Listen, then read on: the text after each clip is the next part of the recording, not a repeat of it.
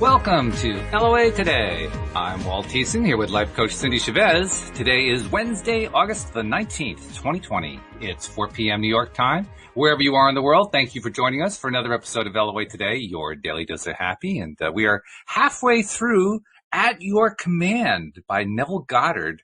It's kind of fun to be doing another Neville book again. And I can't say we've run into anything new. I mean, I don't think you've really seen anything new either, but it's just fun to kind of go over the stuff that we spent so much time doing with all the previous books, don't you think? I think so, too. There was one thing that I think we both said, wait, is this a new thing? Maybe in the second chapter where Neville was talking about the Virgin Mary. Oh, that's true, yeah. And right. we thought, wait, I think that he did make some allusion to this before, but not in a way where it was over and over and over. You know, he didn't reiterate it a lot. So I think that seemed a little bit new, but yeah, it's just Neville, you know, and Neville has a way of making everything look a little bit new and different, I think. He does. It's true. Yeah. And it's also been kind of a good reminder about, okay, these are some of the basic steps that you take in order to manifest stuff. I mean, lately here on the show, we've been covering a wide range of things. We've had psychics coming in. We've got the stream. We've got a whole bunch of stuff. So we're exploring the full gamut of LOA. But, you know, sometimes it's good to get back to the basics. Most people get into LOA because they want to manifest stuff. Yes. And that's what Neville teaches really well. And, you know, I think that one of the most important things, and Neville talks about this, is getting clear on what you want. Yeah. And it's hit me over the past week or so, because I've been writing some copy, that's probably the thing that comes up more often than not with me and my clients in a coaching session, is if I had to say what I give them in one word, it would be clarity. Mm-hmm. But because they get so clear, I think that's why they manifest so many things that seem like magic, because when we get that clear, that's what happens. So most of the time, we're not super clear on things. We don't spend the time to get really clear on what it is that we want. And I think that's the first step. So I wanted to tell you a funny story about something that happened that was kind of cool, that kind of involves that thought. Sure. A little bit of backstory. You know this maybe about me, but in about 2007, I think, 2006, 2007, I started finding playing cards everywhere. Like I'd be walking down the street or standing at the grocery store or in the airport, look down, playing card, random playing cards. I have them in a crystal dish on my desk. I just started saving them. And at the time, I had been a tarot card reader for maybe almost 10 years, but I had no idea that people actually read playing cards too. Oh, okay. I didn't know that, right? Sure. At the time. And yet they kept showing up, and I just put them in the dish and thought, So one day, about 2 years into this experience, 2 or 3 years in, it was August 31st, 2009, I was out walking in my neighborhood, and there was a playing card on the ground. The reason why I know the date is because when I got home, I wrote the date on it. Because I wrote the date because something unusual happened. I finally, you know, it was in the early days of Google still, right? But I finally said, what is with this? And I think I Googled like finding playing cards, you know, in random places. Well, I ended up looking at it was an astrology site that had a table of playing cards associated to birthdays. Oh, okay. Okay. So the card that I had found on my walk was a Queen of Clubs. And then I came home and I got on the computer and I found this site. I said, oh, look, there's something on the astrology site about playing cards. So I looked at my birthday. And the card for my birthday was the Queen of Clubs. Ooh. And I went, okay. It's sort of like, okay, now I'm listening. Yeah, right. 2 years, right? Got your attention finally. So I threw it in the dish. And I didn't really do much else except for think, wow, what is this about?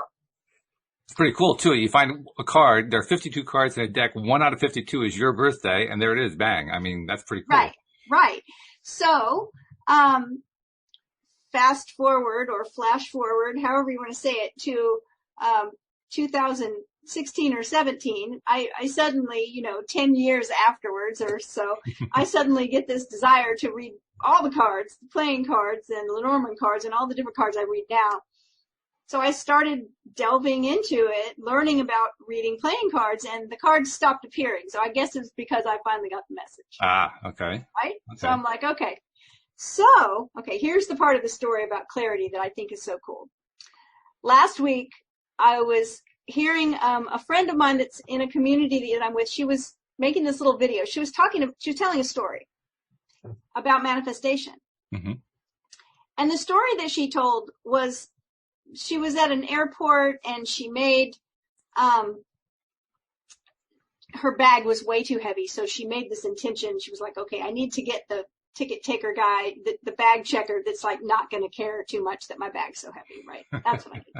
And so she decided to make another intention, and I'd like to just meet whoever I'm supposed to meet on this airplane, right? I've made that intention lots of times. I'm going to be sitting next to somebody for 6 hours. I want them to be somebody who really, is fun to be around. And yeah. So she made that intention. Then she made an intention to see someone from Saturday Night Live. And I think she was in Southern Ohio or something, right? And I cracked up when I heard her say that. I was like, okay, well, that's odd. That's interesting, right? So she gets waved right through the baggage line, ends up sitting next to a woman who just really jives with her. Like they have a great time. Okay. Then they get off the plane and they're waiting to be picked up with their, respective rides or whatever. And she sees that they're facing each other. So the woman is facing, whatever's behind her. And suddenly she sees the woman like waving and smiling. And she thinks, well, it's a local airport. She sees somebody she knows. She turns around to see who it is. And it's someone from Saturday Night Live. Wow. So here was the kicker, though. Here was the thing that made me go, wow. That wasn't enough yet? Holy cow. Well, it's this. She said, if I wouldn't have made that kind of unusual intention, and it wouldn't have happened, would I even have paid attention to the miracle that I got waved right through the baggage line, and I met someone that I'm now friends with, right? Would I even have connected those to being intentional? Okay. That story has stuck with me for the last few days. Since I heard it, I thought, wow. So, this past Sunday night, I'm laying in bed. Slept fine for a couple hours, woke up wide awake, having a hard time going back to sleep. So I decided, okay, I need to use this time. I'm just going to get really clear on a couple of things that I want to happen and make those intentions, but in a really clear way. So I did. I remember getting really clear on them and thinking they were kind of mundane, but things I wanted to see happen. And I formed them to where they were clear. Then I decided to add a third intention that was not super likely and not mundane like these two things, right? So I said, I want to start finding playing cards again, just because it's fun. And I fell asleep. So last night, that was Sunday. So last night, Tuesday, my husband and I eat dinner, and then we're going to go for our walk like we've been doing since the pandemic started. And we leave the house and we're taking a walk, and we go to cross a street, and I look down and there's a 4 Clubs right in the street. Wow. And I screamed and I said, I asked for this. I asked for this. And my husband's like, what? And so I start to tell him why I asked for this and the whole scenario, what happened, my friend's story. And I get to my part where I'm making intentions, and I can't remember what those 2 intentions were. Really? I've been trying to remember since I found the card last night. Interesting. Now, here's the thing. I know they came to pass. How do you know? Because I found that playing card in the street. Oh, because you found the playing card. Oh, yes. Right? But I'm like I said, even when I was making them, I thought, well, these are kind of mundane. I do need them to come to pass, but I really wanted something more exciting. So the third one I made would be something really exciting and unusual and unlikely. So my question now to myself is, how often do I miss the magic altogether? Oh, yeah. Oh, yeah. How often do I make an intention for something and it comes to pass, and I never even say, wow, I made the intention for that, because it's something that's so usual. Right. But just because it's usual and mundane and ordinary doesn't mean that it always comes to pass. But I think it happens so often that kind of blow it off and don't think anything of it. Like I can't even remember what those two intentions were. I know exactly what you mean. And I agree with you. That's actually been a topic of a show that Alex and I did one time, just not noticing manifestations. Because when we think about it, everything in our lives, we manifest, and everything that comes in new, we manifested. But we rarely make the connections. You just illustrated beautifully, first of all, that we skip it, we ignore it. And second of all, that it always happens. So now this is my new thing now, is that whenever I get really clear on a couple of things I want to see happen, I'm going to add a third really unlikely thing. Good strategy. Alarm bell. It goes, are you paying attention? Right. Yeah. I thought you were going to tell me something about the 4 clubs too, just to kind of round it all off, but that's okay. Well, there's the card. Okay. Can you see how beaten up it is? Yeah. It's been through the wars. Yes. The car has definitely run over it. Well, what's interesting is clubs in the playing card deck have to do with work. Oh, okay. Right? Like if you think of a club, it's a branch of a tree. It's like wood. It's like something we grow, something we build with, something we create, we build with it, we work with it. And a 4 is a strong, steady foundation, right? A table has 4 legs. Oh, I see. It's not much changes going on. It's steady, strong and steady. So I said, okay, strong and steady work. I'll take it. Okay. Well, that's always a good thing. That's good. Well, I'll tell you what, before we get into Neville, I'll tell a quick story too, because it also includes an ask. The story that I'll tell, I was telling you before the show, last Friday, in the midst of answering a whole bunch of listener questions asking for Rita's psychic guidance on stuff, Rita stopped, turned to me and said, I've got a message for you. You should start a radio station. And my reaction was, sounds great. I have no idea how to do it. I don't have the money, but yeah, I love the idea, and I was thinking like a TV show, that would be great, or, well, actually I said having a radio. She said, own a radio station. I said, oh, okay. Yeah. Oh, sure. Yeah. I'm on board. Tell me how to do it, Yes, please. So anyway, it kind of been sticking in my head ever since then. And as per usual, when you focus on what you like and what you want, other stuff tends to come along. So I was getting ideas, and I would, I get an idea to search for something about it. At one point I was searching for, are there any radio stations for sale? And, or like I had any money to buy one, but what the heck, go find if there is something, right? And, how do you get how do you pitch a TV show to a producer and, all this? I was just periodically doing these searches just because my curiosity was so piqued. And in the process of doing this, I was asking myself, well, if I did have the opportunity to pitch, say, a TV show or to buy a radio station, and I needed to pitch to somebody, okay, I need some money to buy this radio station. Would you put some money up? What would my pitch be? And I realized probably the strongest pitch that I could do would be to have listeners telling this prospective investor or buyer or producer why they like the show so much. Because ultimately the show that I would want to do on a TV station or on a radio station or whatever would be what we do here. Probably a little bit more professionally produced, and we're doing this with amateur equipment, but essentially what we're doing here. So just, if you're kind of interested, listeners, in being part of building a manifestation, wouldn't it be cool if we could do this show, say, on a television channel, right, where everybody could see it? Right. Well, if you're into it, if you're into the idea of helping that along, make a little selfie video about why you like listening to LOA today and send it in. And let's just collect a bunch of those.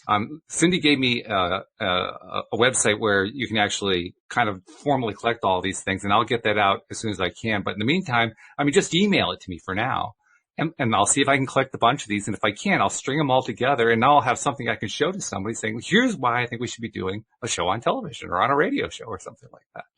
So, you got to put it out there, right? What I did this morning, in conjunction with a community I belong to, I facilitated a gifting circle. Okay. And part of how that works is that you show up with something that you want to give. But in the beginning of it, we go around and everyone tells what their desires are. And it's not just a desire that you think someone in the gift might bring, right? Mm-hmm. Like if someone sees me there, they may say, well, I would love to have a coaching session. Yeah. They also might say, I would like, I heard someone say, I would love to have $125,000 by tomorrow. Ooh.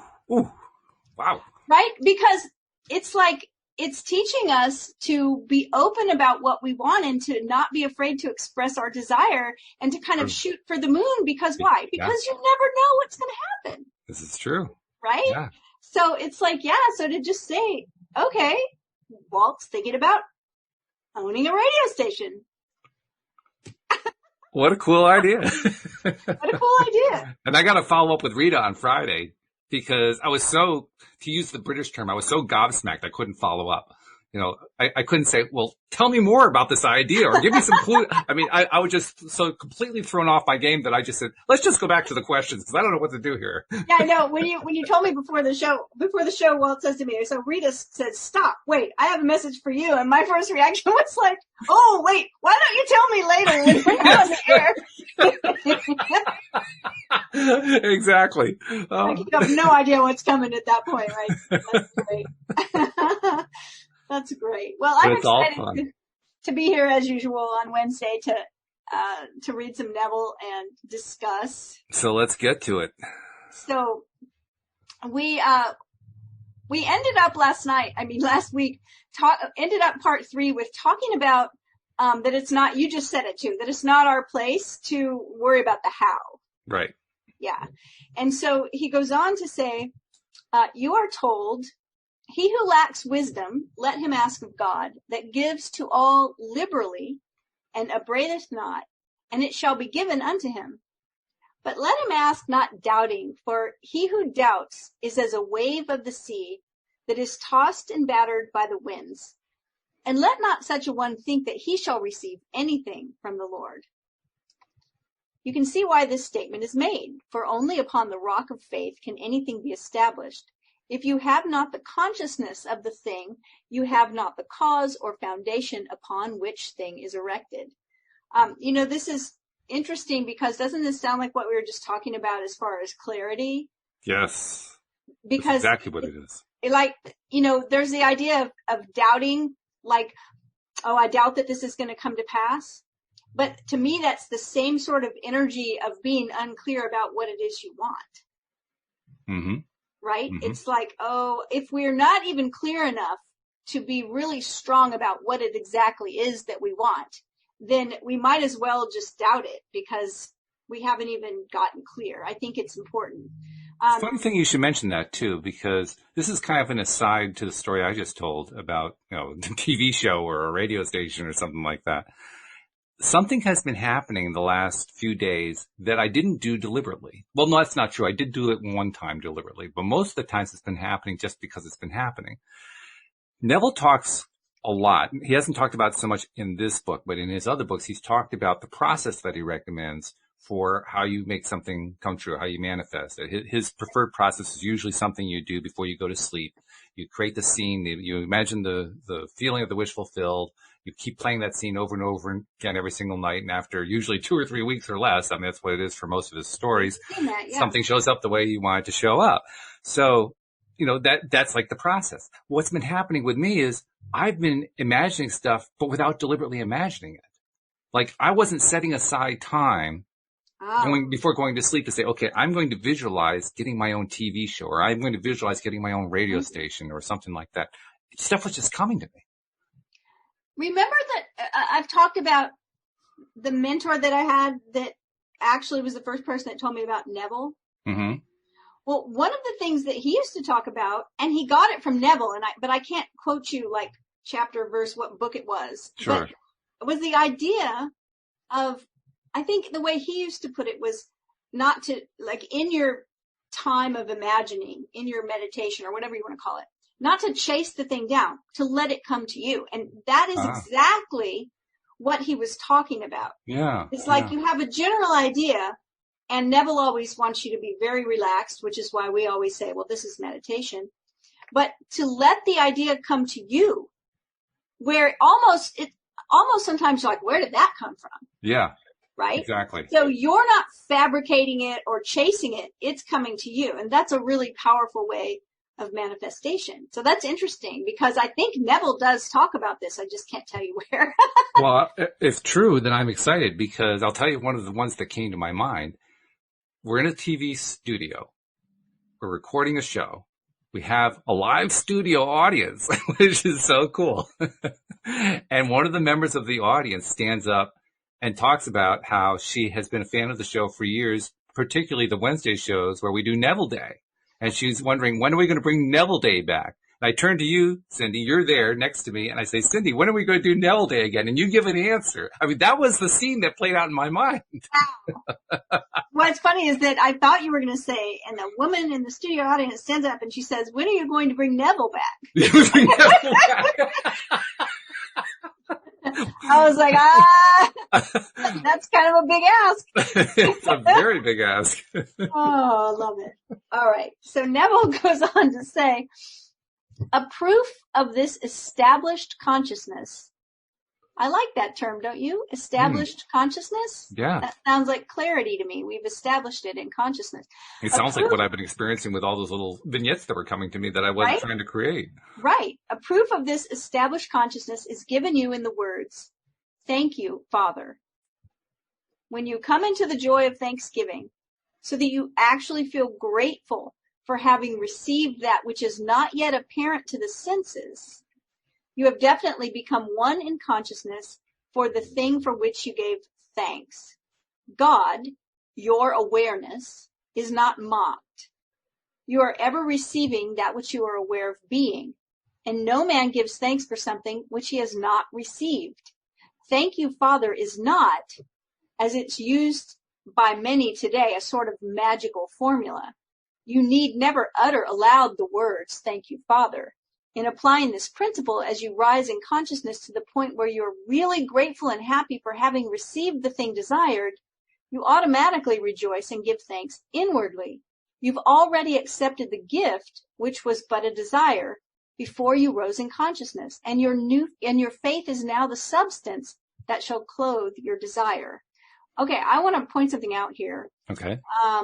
First of all, where he says at the beginning of this paragraph, when you come into the joy of thanksgiving, so that you actually feel grateful for having received that which is not yet apparent to the senses. So that's a lot of words to say that we're not experiencing it in an outward way yet. Right. Right? It's not apparent to the senses. We can't see it with these physical eyes. We don't hear it with our physical ears, etc. We can't touch it, whatever. But we're grateful for it. It reminds me of, there's a Buddhist saying that says, ask once, say thank you 1,000 times. So Neville is saying that what was that word he used at the very beginning that I really, really like? Established consciousness. Mm-hmm. When this thing that we're after, whatever it is established in our consciousness, we will feel gratitude. Even though we can't see it with our eyes, we can't hear it with our ears, we can't touch it yet, we feel grateful. I've had that experience lots of times where I knew it so much in my bones that this thing was going to happen that I felt so thankful, but I didn't have any, outward proof of it yet. And he's making the point here to say, this isn't words that you say that are magic words. Right. It's not a formula where just say thank you and then you're done here. It's something that rises up from within us in consciousness when we have established whatever it is in consciousness, when we've established in our own being. So he says this rising in consciousness is the spiritual marriage where two shall agree upon being one, and their likeness or image is established on earth. In alchemical circles, you hear in Hermetic circles the term alchemical marriage, which is a united will, which is where we start to have so much power because we're united. Our will is united. So there's no doubt going on. There's no, part of me wants this, but part of me isn't sure. It's like, no, we are all in. And it reminds me of that when he talks about, the spiritual marriage. He says, for whatsoever ye ask in my name, the same I give unto you. Whatsoever is quite a large measure. No kidding. Potentially. It is the unconditional. It does not state if society deems it right or wrong that you should ask it. It rests with you. Do you really want it? Do you desire it? That's all that's necessary. Life will give it to you if you ask in his name. His name is not a name you pronounce with the lips. You can ask forever in the name of God or Jehovah or Jesus Christ, and you will ask in vain. Name means nature. So when you ask in the nature of a thing, results ever follow. To ask in the name is to rise in consciousness and become one in nature with the thing desired. Rise in consciousness to the nature of the thing, and you will become that thing in expression. Therefore, whatsoever thing you desire, when you pray, believe that you receive them, and you believe that you receive them, and you shall receive them. Okay, so this comes back to that idea to me. He talks about it earlier, but when we're rising in consciousness to the thing, whatever it is, it's that we are being, we are being the person that has that thing already, right? Isn't that how you hear it? Yeah, well, I'll tell you, not only do I hear it that way, all of what you've been reading, I've been hearing you read it with the same thought in my mind that I talked about a moment ago, about this idea that came from Rita about having a TV channel or something like that, a TV show or a radio station, something along that line. And how we talked a few moments ago about how these ideas, these images, not so much images, 'cause I'm not really great on building images, but these little scenes were coming up in my mind that I wasn't generating. They were just kind of coming up. And when they came up, it gave me a lift. I mean, I was getting pretty excited just a few moments ago as I was describing these things. That's the way they felt. So, I mean, I've heard in the past, and there have been times I've experienced it too, but I've heard a lot of people talk about how the best imaginings, the best visualizations are the ones that just come up easily. And these came up so easily, like I wasn't even noticing how they got there. They just kind of were there, and I was excited just by having them there. So when I hear Neville talking about, let's see, what's the way to say, in his name being in his nature. That's what I was hearing. I was hearing the excitement of having it there, of having the idea, the thought in mind, and feeling like it was already there. Because it just felt like it just came. Like I didn't have to work for it. I didn't have to reach for it. I didn't have to think about it. It just was there, and it was fun. And I was like, whoa, that would be great, wouldn't it, to have a TV show or a radio show or something? Well, when I read this phrase, rise in consciousness to the nature of the thing, that's what I hear you saying. Yes. It's like you were one with the nature of the thing. Like it just showed up and you were like, yes, like it was I've heard people talk about certain two expressions. One that I've heard, if it's not a hell yes, it's a hell no, right? In other words, that one, that's good. This is about being clear about something. And so often we're not clear at all. We're very wishy-washy. Mm-hmm. But there are other things, right? Like I always remember the time that my kids were, I don't know, maybe 7 and 8 years old. Mm-hmm. And I had gotten tickets for Disney World. Oh, wow. We were in Florida vacationing, but they didn't know we were doing Disney World. Right. Okay. So when they came in, come here, boys. I want to show you something. Look what we're doing tomorrow. These are tickets to Disney World. What do you think their response was? I mean, it was a full body yes. Yes. Right? It was probably a shriek. They would have been able to say it. It would have been a hell yes, right? They were like, oh, just like screaming and happy. Right. Every cell in their body was on board. Right. Yep. And I think about that pure, yes, mm-hmm. The pure yes, which when I read this about rising in consciousness to the nature of the thing, it's like your consciousness is so one with that thing. It can't be anything but a yes. Mm-hmm. It's just a yes. That's right. Okay. So Neville says, therefore, whatsoever things you desire when you pray, believe that you receive them and ye shall receive them. About that word pray, I had a real problem with that word for a long time because I attached it to certain religious, You and me both. and systems that I wasn't a part of anymore. And now, over the past decade or so, I've really come to realize that everything is energy, and it doesn't matter whether it's a prayer or an intention or a spell or a song or a blessing or a wish or, it's just whatever word you use to describe what you're putting out there, what you're asking for, what you're intending. So when Neville says pray, if you're not what you would call a praying person, I don't think that matters. I think it's more about how you're asking and how you're intending for what it is you want. We could easily take out the Neville decoder ring, and where it says pray, we could say equals thought. Yeah. When you ask. Yeah. It's the same thing.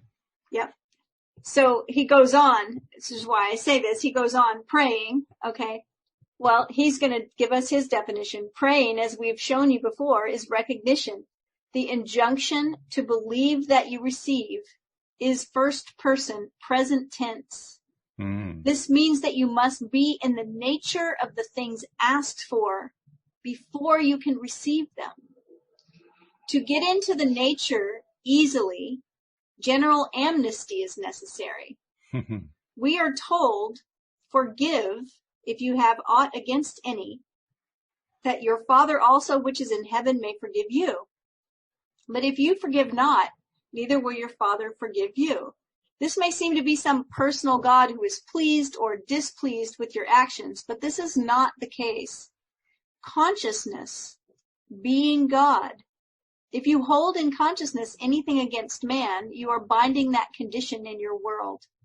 But to release man from all condemnation is to free yourself so that you may rise to any level necessary. There is therefore no condemnation to those in Christ Jesus. Now, remember again, when he talks about Christ, when he talks about God, he's talking about imagination. He's talking about consciousness. And I think something that he doesn't say here, but it does go along with what he talks about in other places, that the word sin and the word forgive. So we've talked about it before, but the word sin literally just means to miss the mark, as if you were shooting an arrow at a target and you missed the bullseye, or maybe you missed the target altogether. So how do you forgive? Well, you pick the arrow up and you aim again. And you aim straighter. Straighter, right. Right? You get the shot this time. So in other words, when I hear him talk about forgive, and having it tied to manifestation, I hear clarity again. Yeah, I agree.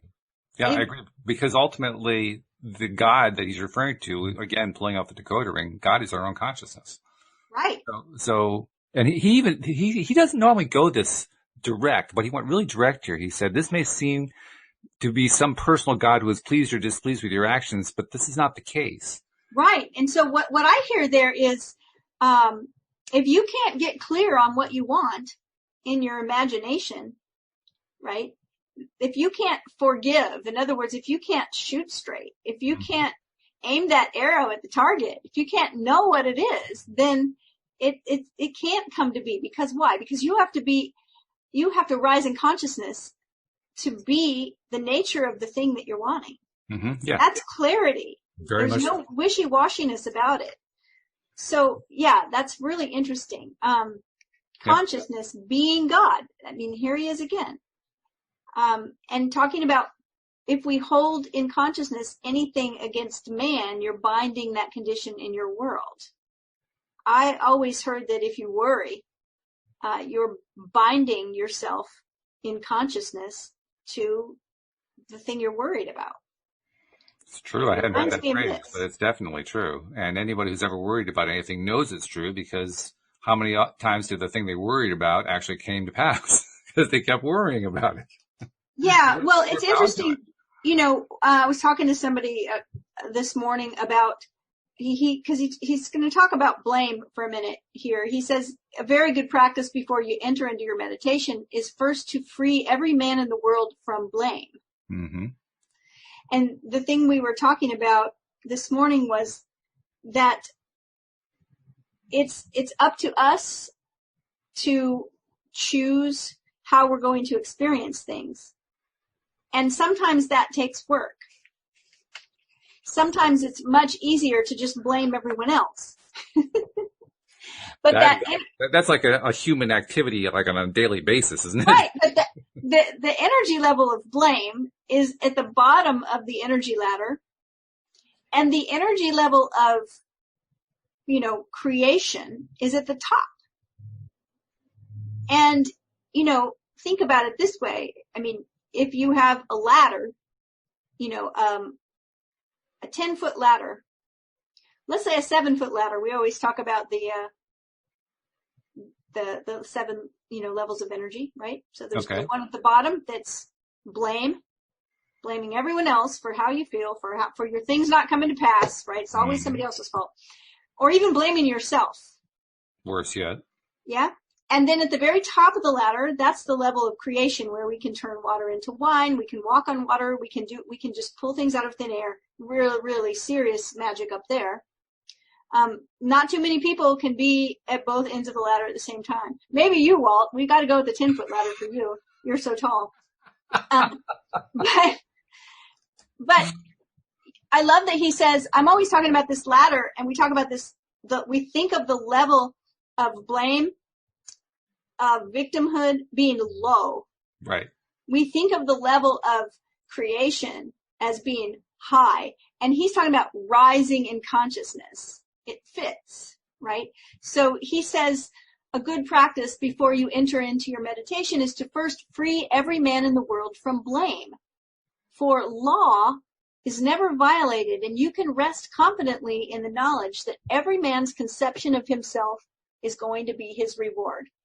So you do not have to bother yourself about seeing whether or not man gets what you consider he should get. For life makes no mistakes and always gives man that which man first gives himself. So when I read that, I just think about, something that I've said. Somebody was talking about something and they were upset about, the way someone else was living or doing their life, the choices they were making. And I said, your standards are for you. Everyone else gets to be let off the hook. And I feel like that's what Neville is saying here. It's like, don't worry about that. Don't worry about if someone's getting their just desserts. Don't worry about, blame and all of this. Just focus on you and what you're doing and what you're creating. There's also another aspect of blame that I wanted to share just because I've experienced it and I suspect others have experienced it as well. There have been times where I found myself blaming usually somebody I didn't know, believe it or not, more often than somebody that I did know, blaming them about something and then catching myself and realizing, all I'm really doing is holding myself back when I do that. I'm not really affecting them at all. I'm affecting me. So I need to let go of that blame. And then so I kind of get hung up on, how do I let go of the blame? How do I forgive and make it feel like I'm really forgiving and so forth? And it's the simplest, almost stupidest thing in the world, but all you have to do is say, I let go of it. It's amazing. Yes. It's all you have to do. I previously have taught a lot about lining up our life with the lunation cycles, full moon, new moon, and how we can get in sync with that, because it's a very natural rhythm, right? I call it our beautiful cosmic clock. And one of the things I always put out there for full moons are great for celebrations, but also for forgiveness. Oh, okay. And so my mantra when I'm falling asleep on the night of the full moon, it's really easy. I forgive everyone for everything. Okay. And that's what kind of Neville's talking about here, right? It's just a very good practice before you enter into your meditation is to first free every man in the world from blame. I wanted to follow something else up too, because the first few times that I tried that and I had experience, yes, just saying I let go of the blame, I forgive, I just let go. It's an interesting experience, a feeling experience that happens, because I can tell there's still a piece of me that wants to hang on, but it starts to turn into a ghost sort of. It starts to dissipate. And I'm still feeling it while it's dissipating. I'm still feeling that angst. I'm still feeling that anger. And then as it continues to dissipate, almost every single time something happens to distract me. And then I forget that I was letting go of that blame thing. And it takes like sometimes a half an hour later before I realize, so am I feeling the blame anymore? Oh, I guess I'm not. I'm thinking of there's one, is it the Sedona Method? I'm not really familiar with it, but I know one of the things I've read, and I think that's the right one, just a process is, they talk about holding a pencil in your hand. Mm-hmm. Okay. Let drop it. And they're like, that's how easy it is. Ah, okay. Like you said, mm-hmm. Just let go. There isn't any struggle over. You just realize that all you have to do is just let it be easy. Just let go. And it's true. I think what confused me and what struck me was after letting go, what the experience of that was. Mm-hmm. Still felt that pull a bit, but the pull was kind of dissipating. It just kind of fell apart. I still felt it. I felt it, and then I was distracted. Because it wasn't pulling anymore. It wasn't pulling anymore. Right. That's one of the ways we know when we have let go of something, we don't have that emotional charge. Exactly. I've had people tell me, they're like, well, I let go of it. I can hear them gritting their teeth. I'm like, yeah, I just let it go. I'm like, I can hear in your voice you haven't let it go, right? There's still a charge there. You can feel it in your jaw. I can tell you can feel it in your jaw. Yeah, and it's okay, right? We just have to point that out. Okay, so Neville goes on to talk about, I'm interested what he's going to say here. Okay. Because he says, this brings us to the much abused statement of the Bible on tithing. Okay. Teachers of all kinds have enslaved man with this affair of tithing, for not themselves understanding the nature of tithing and being themselves fearful of lack. They've led their followers to believe that a 10th part of their income should be given to the Lord, meaning, as they make very clear, that when one gives a 10th part of his income to their particular organization, he is giving his 10th part to the Lord, or is tithing. But remember, I am the Lord. Your awareness of being is the God that you give to, and you ever give in this manner. Therefore, when you claim yourself to be anything, you've given that claim or quality to God. And your awareness of being, which is no respecter of persons, will return to you, pressed down, shaken together, and running over with that quality or attribute which you claim for yourself. That's very interesting. Uh-huh. It is interesting. I don't think I've ever heard tithing described that way. Right. So when he says give your 10th part or tithe to the Lord, and he's telling you that the Lord is your awareness of being. Right. And that you give to in this manner. I'm trying to put that into practical use there. It shifts the whole meaning around compared to what we're used to. Right. And how do we do that? Let's go on and see if he talks about it. Because okay, and come back to it, because that's a good point, yeah. Right? Awareness of being is nothing that you could ever name. To claim God to be rich, to be great, to be love, to be all-wise, is to define that which cannot be defined. For God is nothing that could ever be named. Tithing is necessary, and you do tithe with God, but from now on, give to the only God and see to it that you give him the quality that you desire as man to express by claiming yourself to be the great, the wealthy, the loving, the all-wise. Do not speculate as to how you shall express these qualities or claims, for life has a way that you as man know not of. Its ways are past finding out. But I assure you, the day you claim these qualities to the point of conviction, your claims will be honored. There is nothing covered that shall not be uncovered. That which is spoken in secret shall be proclaimed from the housetops. That is, your secret convictions of yourself. These secret claims that no man knows of, when really believed, will be shouted from the housetops in your world. For your convictions of yourself are the words of the God within you, which words are spirit and cannot return unto you void, but must accomplish whereunto they are sent. You are at this moment calling out of the infinite that which you are now conscious of being, and not one word or conviction will fail to find you. So I want to back way up to where he's talking about, because he's ending this part with talking about claiming certain qualities. Yeah. And that if you claim to be to be wealthy, to be loving, to be all wise, if you claim it with conviction that these qualities will find you, I believe this to be true. And it's one of the reasons why, as a coach, one of the things I like to do is help people find out what their core values are. Because if they know that, then they can claim those qualities and develop them and have confidence that those qualities will find them, so to speak. But I'm curious about this whole connection to tithing. I'm not sure I completely understand where Neville is going with this idea. I can point to something that may give us a root. Okay, good. Abraham talks about what was originally a 3-step process. It's now kind of evolved into a 5-step process. And in that 5-step process, basically what happens is you ask, believe, receive, and then that leads to a new desire, which leads to a new ask. And so it becomes a cycle of asking. Okay. And I'm thinking here that what he's calling tithing, because literally what he's talking about is that you give that 10th part back. Well, what are you giving back? You're giving back a spiritual experience. And what are you giving it to? You're giving it to God within you. Basically, you're taking that experience, which was a positive experience that you liked.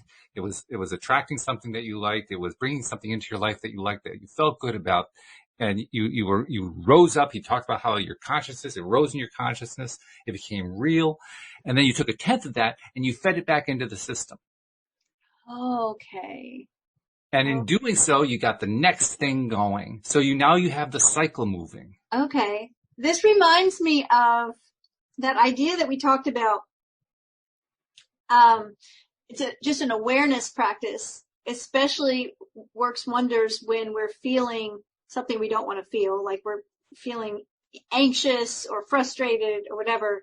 And it's just an awareness practice of I always just say, find a color that you really like. It could be your bedspread, it could be the dress you have on. It could be, I have a big rose quartz in my office. I can look at that and appreciate it. And then appreciate it 10% more. Wow. Now, we don't know how we do that, right? It's like, what's happening when we say that? But it's kind of like mind trickery, right? But I'm telling myself, oh, I'm looking at this rose quartz. I love this rock so much. It's so beautiful. I really appreciate it. And then I instruct myself to appreciate it 10% more. And something just opens up. It reminds me of the heart math thing, right? It's like something shifts in your being. And maybe it's because of that not quite knowing how to do it. Like if I'm giving you money and then I have to give you 10% more, I know how much that is and I know how to do it. Oh, here, it's another $1 or whatever. Mm-hmm. But this is kind of abstract. I'm appreciating it and then I'm supposed to, but you're just expanding. And by saying 10%, it's just a little bit, right? Right. It's a piece. It's not 100%. It's just a little bit more, which I think our brain accepts as something we can do. Mm-hmm. Sure. And so when you said that makes so much sense. We are rising in consciousness to be one in nature with that thing, whatever it is. So it might be wealth. And now I am rising in consciousness to where I am one with that level of wealth, or I am one with that level of kindness, or I'm one with whatever it is that I'm wanting to create. And then I'm giving like 10% more, right? I'm, like you said, feeding it's just a little bit back into the cycle to strengthen it, and it will just keep going. And not only does it strengthen the cycle, I think it strengthens the next ask. And the reason I say that is it's kind of like a thing that we don't really do anymore at all, I don't think. But you can ask for something bigger. Well, it could be something bigger, but I think it's more along the lines of the strength of the ask. So, for instance, something we don't do now, but used to happen a lot back in the day, people would make soup, right? And then they'd keep a piece of the soup and they'd use that as the base for the next soup. And so it became the endless soup, the soup that lasted for generations. I literally inherited this soup from my mother, that kind of thing. Well, they do that with bread. Bread is the same thing, right? The bread starter. Yeah, I know there's a 5-star restaurant in New Orleans, I think, that has a bread starter that's like 30 years old. Yeah. Yeah. Yeah, it's the same idea. And I think what it's actually doing is it's setting the stage, saying, okay, here is how wonderful this round of the bread was. So I'm taking this wonderful piece of bread and I'm going to turn it into the next piece so that the next round of bread is just as wonderful. It has the same high vibe. It has the same easiness to it. It rises up. There's the rising. It rises up so much easier than it would be if I started from scratch. Right. Everything it continues the cycle. It's kind of like an impulse engine, a carb engine that you get it started and it just keeps itself going because it keeps feeding a little bit more in, feeding a little bit more in, feeding a little bit more in. Yeah. It makes it easy. Okay. So now we've taken this concept that seemed so abstract to me because I wasn't connecting it, but it's making it so much sense now. Yeah. Yeah. And I appreciate, for the first time in my life, I actually appreciate tithing. Because every time I heard it, I mean, literally the objection he raised, he doesn't really raise it as if we're an objection, but that's the way I felt about it. That you were supposed to give 10% of your income to the organizer of this organization who's running this church for you because that's how you give back to the Lord. I mean, a 2-year-old can see through that particular one, right? This is not a difficult one to see through. And so I'm saying to myself, okay, so what is this tithing thing anyways? Is this like some sort of a racket? What's going on? And so that's the way I always felt about it. It's an energetic loop. Yes. And that makes a ton of sense. Yeah. So, and it can only get stronger. Yeah. It can only create momentum. That's right. And so we've talked before about the importance of momentum. And we definitely want the momentum to be going in the right direction. Mm-hmm. Because our thoughts that are creating stuff we don't want can get a lot of momentum going as well. That's right. And so, tithing is conscious. You don't tithe by accident. Right. Right. And I mean, you tithe consciously, even in the sense of like actually giving 10% of income to an organization. That would be something that you did consciously. You write the check. You decide this is what I'm doing. So this energetic way of looking at tithing, where we are giving back the energy of success, the energy of what we've manifested, is conscious. It's a conscious choice to do this, to keep the wheel spinning, so to speak, to keep the energy loop building. And I'm realizing there is a real world situation that we have all been involved in that reinforces for us just how powerful this concept is. And that is tipping. When we go to a restaurant, what do? We have our food, delicious meal, get the bill, write the signature on it after they run the credit card or whatever, and we add the tip, whatever our tip level is, 10, 15, 20, 25%, whatever it is. And we're conscious of doing it, right? We're doing it consciously. Now, right. Add in this factor. I used to be a cheap tipper. And over time, I started expanding. I started expanding out to doing like 18%, 20%, 22%. And a fascinating thing happened. The meals got better. And the reason this is fascinating is twofold. Not only because I increased the tip and got the result, but because do you know what the word tip originally comes from? No. It's actually TIPS. Tips? TIPS is an acronym that stands for to ensure proper service. Oh, interesting. That's what I don't tips think are. I knew that. Tips are to ensure proper service. And truly speaking, the official way that nobody does, that you're supposed to do a tip, you're supposed to tip before you get the service, not after you get the service. It's so different in different places. In Europe, there's no tipping. If you leave a tip, it's a very small, it's a coin, right?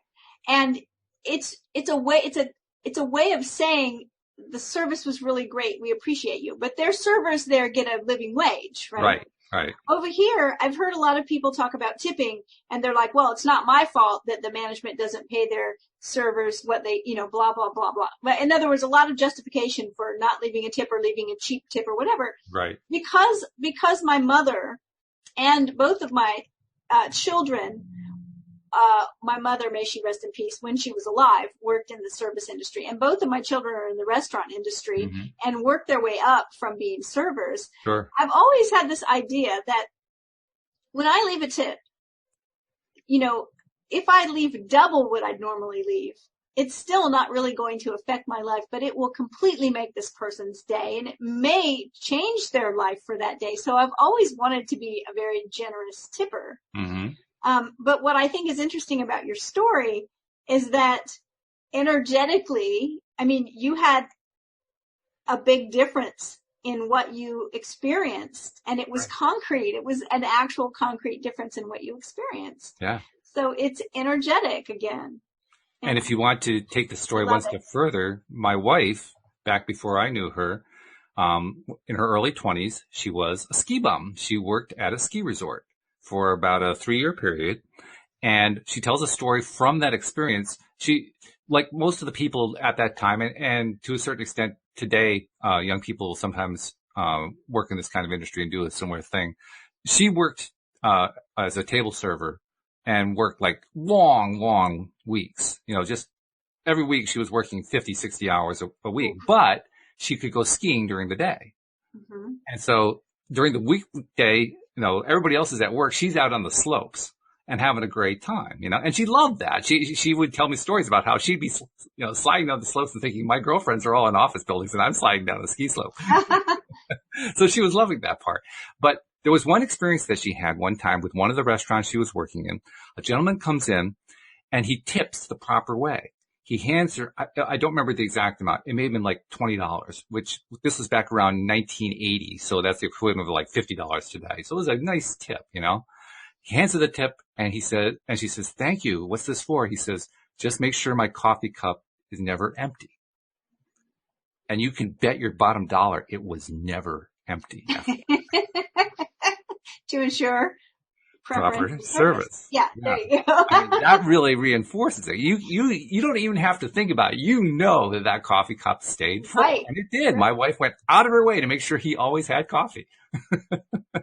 That's awesome. I love that story. Yeah. So, that so now we know. Illustrates the whole tithing concept that Neville is addressing here. And I love it. I don't know why we didn't hear this before from Neville, but this is cool. This is the first time I remember hearing this from Neville. It's great. It's fabulous. Made this whole section of the book worthwhile. I'm glad we found this book just for that one thing. This is brilliant. Yeah. Really good. Energetic. Before we go, I want to remind people who have not yet tried it, download the app. We're getting some good response about the app. 2 things I want to mention about it. First, we have found an issue with the iPhone users. If you are experiencing an issue playing the episodes on your iPhone, please use the contact form in the app to send me an email. Tell me what you're experiencing. Tell me as specifically as you can what happens whenever the thing happens. I have a pretty good idea of what the issue is. Eliza, one of our listeners, has been giving me some good feedback, and I have a good idea of what it is. And now my biggest challenge is to figure out how to fix it because I have no idea how to fix it. But I'm going to apply the LOA approach and say, universe, I don't know what the solution is. Send me the solution and it will guide me there because that's usually what happens. So we're going to get that one fixed. Also, I want to let people know, I think I mentioned earlier, the Mac version is now out. I've been kind of struggling with that for a long time, but we finally got it so that it will install properly. So if you are one of the 2 or 3% who actually uses a Mac to listen to the program, you can now download from the website, loatoday.net, and install the app from there.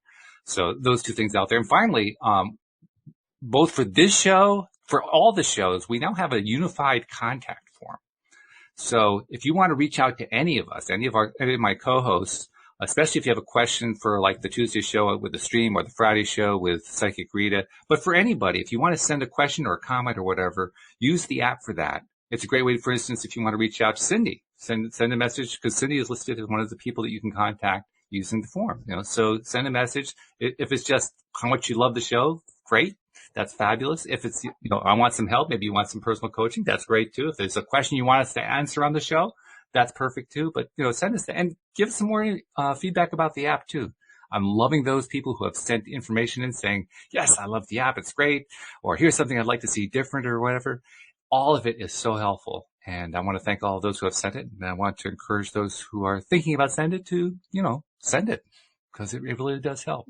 Yes, send it. Say hello. And thank you, Cindy, for finding At Your Command. This is a cool little book we're doing here. I'm enjoying it. It's really, really good. Yeah.